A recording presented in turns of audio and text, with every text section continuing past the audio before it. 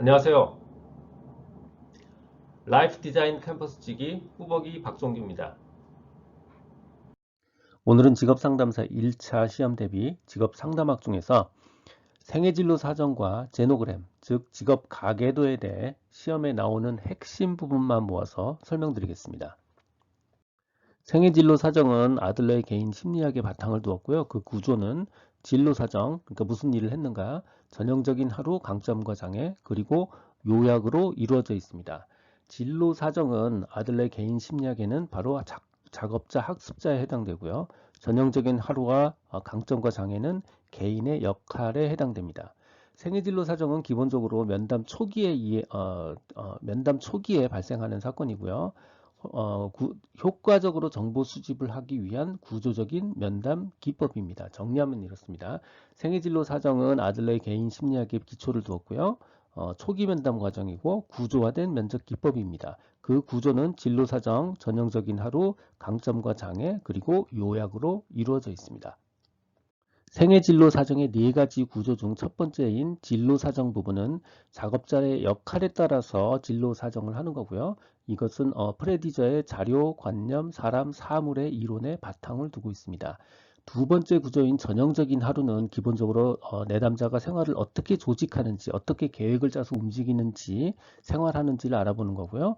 우리가 초점을 맞춰야 될 부분은 내담자의 생활이 얼마나 의존적인지, 얼마나 독립적 특징을 가지고 있는지를 확인하는 겁니다.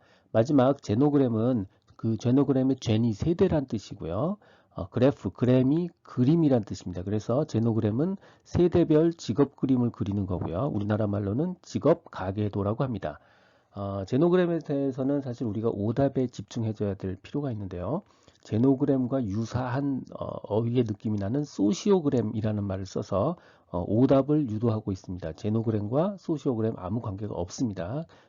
우리가 유념해서 봐야 될 단어고요. 두 번째 오답은 가족 선호 직업이 무난한 직업이다 라는 부분 제노그램에서 올바르지 않은 대답입니다. 마지막으로는 제노그램은 유전적 장애에 관심이 없습니다. 요 세 가지 오답 집중해서 보시면 굉장히 문제를 쉽게 풀 수 있습니다.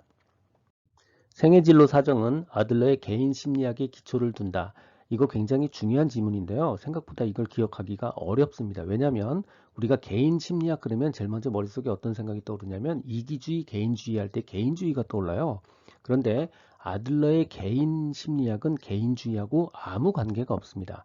아들러의 개인 심리학은 어떤 거냐면 사회에서 잘 적응하는 사람, 사회에서 성공하는 사람의 개인의 캐릭터는 이러이러한 거여야 해 라는 부분이 바로 아들러의 개인 심리학이에요.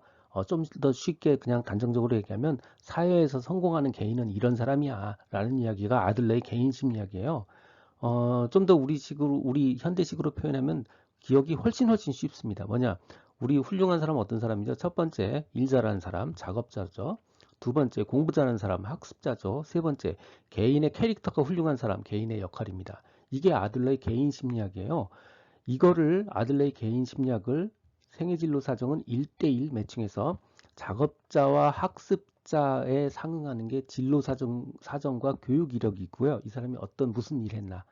두 번째, 개인의 역할 부분이 강점과 장애, 전형적인 하루로 개인의 캐릭터를 뒤지는 게 바로 그 생애진로 사정입니다. 즉 생애 진로 사정은 아들러의 개인 심리학에 기초를 둔다. 굉장히 중요한 지문이고요. 우리가 꼭 세트로 기억해야 되는 게 바로 오답입니다. 생애 진로 사정은 융의 분석 심리학에 이론적 기초를 두고 있다. 이거 틀린 답이죠. 이 오답은 항상 세트로 같이 기억을 해두시는 게 좋은 점수를 얻는데 굉장히 유리한 방법입니다. 생애진로 사정의 특징은 크게 두 가지입니다. 첫 번째는 초기 면담 과정이라는 거고요. 두 번째는 구조화된 면접 기법을 사용한다는 겁니다. 두 번째 거는 다음 페이지에 다룰게요. 첫 번째 초기 면담 과정은 당연히 이러이러한 검사 같은 거 하기 전에 초기에 예비적 단계에서 실시하는 겁니다. 생애진로 사정은 이것도 마찬가지로 오답에 집중하는 게 굉장히 효과적인 방법이에요. 잘 보시면 검사 실시나 해석을 끝내고 생애 진로 사정을 한다? 아닙니다. 초기 과정입니다. 두 번째, 초기 단계가 아니고 중말기 단계 면접법으로 사용된다? 아닙니다. 초기 면접 단계고요. 직업 상담의 마무리에 최종 결론 도출을 위한 시도 아닙니다. 초기 면접 단계입니다. 초기 면접 단계라는 거 반드시 꼭 기억해 주시고요. 자, 두 번째는 초기 면접 단계다 보니까 비판적이지 않아요. 덜 위협적인 방법으로 진행됩니다. 덜 위협적인 방법. 비판단적이고요. 비위협적이고 대화적인 분위기로 이끌어 갑니다. 그래서 관계를 만들어내는 게 목적 중에 하나예요. 이것도 마찬가지로 우리가 오답에 좀 집중해 줄 필요가 있어요. 자, 첫 번째 오답은 잘못된 케이스요. 사실 확인에 중점을 둔다. 초기 면접 단계에서 내담자의 말을 막 꼬치꼬치 따져서 진짜냐 가짜냐 따지지 않습니다. 굉장히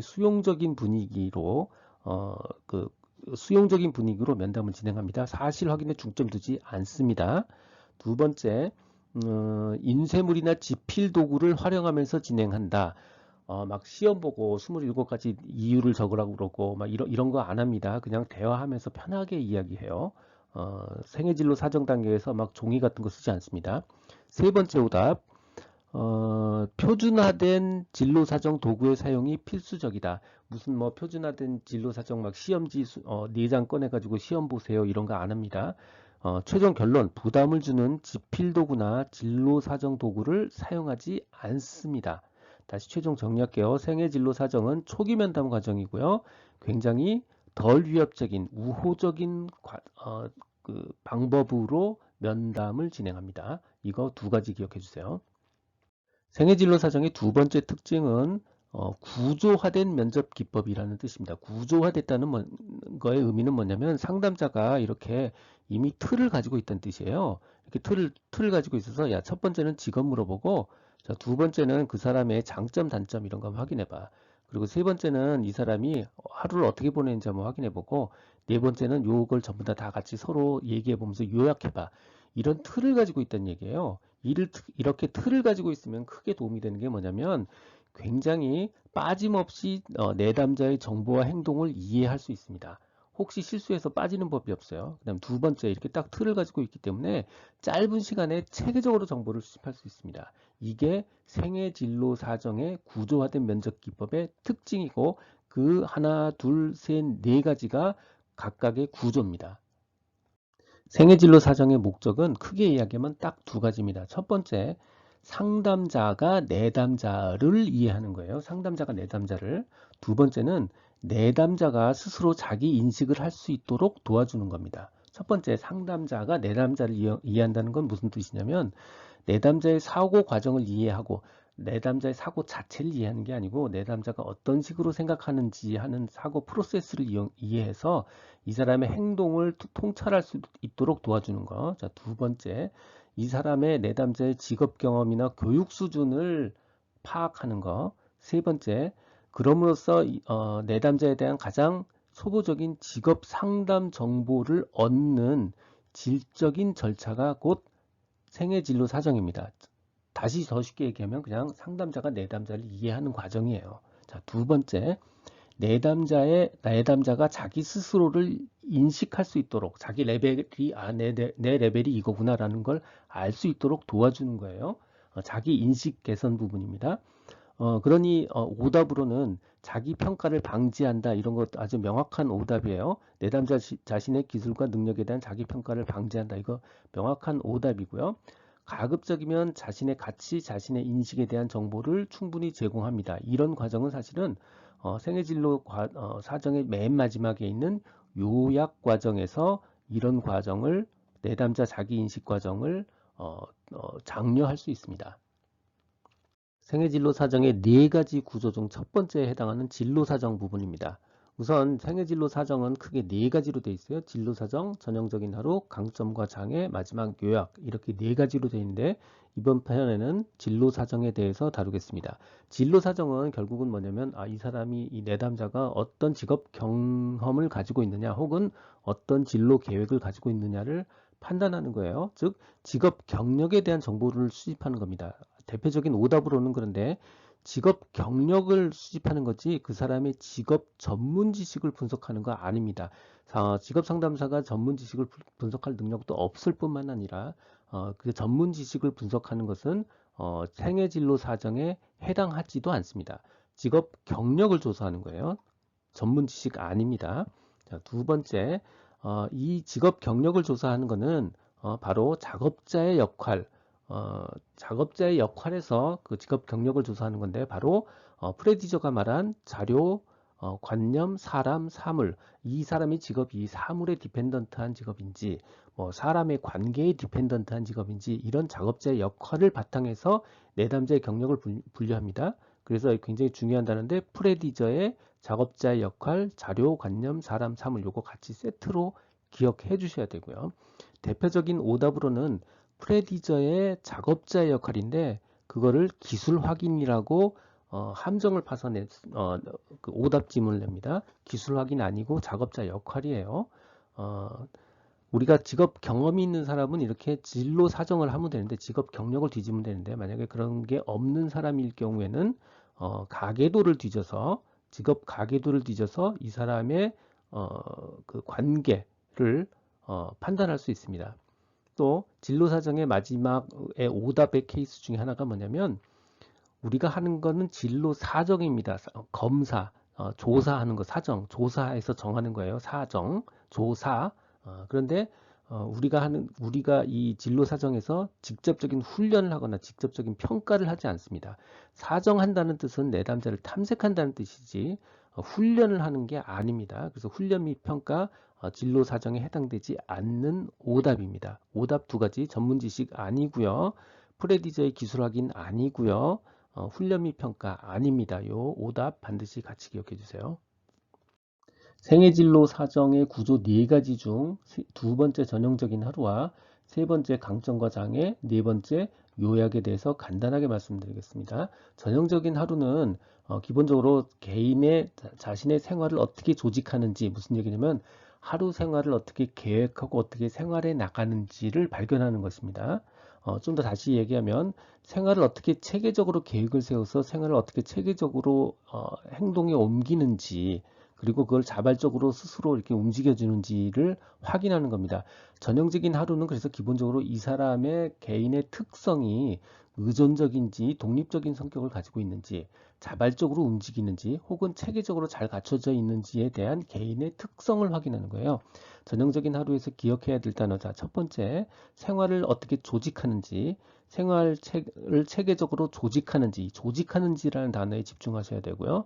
두 번째, 이 내담자의 특성이 의존적이냐, 독립적이냐, 자발적이냐, 체계적인 특성을 가지고 있느냐라는 거를 찾는 게 거기에 초점을 맞추는 게 진짜 목적이다.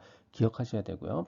강점과 장애는 내담자의 좋은 점과 약점을 찾는 거예요. 가끔 오답으로 강점과 장애 대신에 적성과 특기라는 오답을 쓰기도 하고요. 아닙니다. 아주 더러운 오답 혹은 아마 제가 보기에는 그건 사실 오타였다고 보는데 강점이 아니라 감정이라는 말을 써서 오답 혹은 오타를 유도하는 경향이 있습니다. 강점이 아니라 감정이었어요. 느낌. 이것도 마찬가지로 오답이었습니다. 아마 근데 이 문제는 안 나올 거예요. 사실 솔직히 얘기하면 이거는 제가 보기에는 오타였었던 것 같아요. 문제 출제 과정에서. 아무튼 강점과 장애, 요약 요 부분까지 기억해 주시면 생애진로 사정의 구조에 대한 거는 모두 기억을 하는 겁니다. 자, 제노그램 직업 가계도입니다. 직업 가계도는 내담자의 가족이나 선조들, 부모, 조부모, 친인척들의 직업 특징에 대한 시각적 표상을 얻기 위해 만든 도표. 간단합니다. 내가 있고요. 제 부모님이 있고요. 할아버지가 있어요. 그리고 그 일가 친척들을 이렇게 그림으로 그리고요. 이런 세대, 이런 세대를, 제너레이션을 이렇게 그림으로 그리고 이 각각에 대해서 직업을 쭉 표시해 넣는 겁니다. 즉, 제노그램은 세대를 그램, 직업 그림을 그렸다는 뜻입니다. 그게 제노그램이고 우리나라 말로는 직업 가계도입니다. 이거의 목적은 기본적으로 생애 진로 사정 중에서 진로 사정, 이 사람의 직업이 어떤 거야? 라는 진로 사정을 하는 효과적인 방법 중에 하나고요. 그 진짜 이유는 가족 관계에 영향을 탐색하는 것이지 유전적 장애를 확인하거나 기존 직업을 강제하기 위함이 아닙니다. 그래서 대표적인 오답 두 가지, 집중해야 될 오답 두 가지가 있습니다. 첫 번째, 다른 가족이 선호하는 직업이 내담자에게도 무난하다. 이건 말도 안 되는 얘기죠. 그러면 그 법조계의 가족 법조계 가족 사람은 연예인이 될 수 없다는 얘기잖아요. 이게 말도 안 되는 얘기죠. 자, 두 번째, 직업 특징에 대한 가계의 유전적 장애를 확인한다. 제노그램이 이렇게 부정적, 비윤리적이고 부정적 의미로 활용되지 않습니다. 이 두 가지 오답 같이 기억해 주세요. 생애진로 사정과 제노그램에 대한 요약입니다. 첫 번째, 생애진로 사정의 개요. 그 바탕에는 아들러의 개인 심리학이 있습니다. 생애진로 사정은 초기 면담 과정이고요. 구조화된 면접 기법입니다. 그리고 그 구조는 크게 네 가지인데 진로 사정, 전형적인 하루, 강점과 장애, 요약 이렇게 네 가지가 있습니다. 그 중에 첫 번째 진로 사정 부분이요. 프레디저와 관련이 있고 작업자 역할에 의해서 프레디저 기법을 이용한 자료, 관념, 사람, 사물의 기법으로 진로 사정을 합니다. 두 번째 구조인 전형적인 하루. 전형적인 하루는 생활을 어떻게 조직하는지를 알아보는 거고요. 그 사람의 의존적, 독립적 특징을 알아봅니다.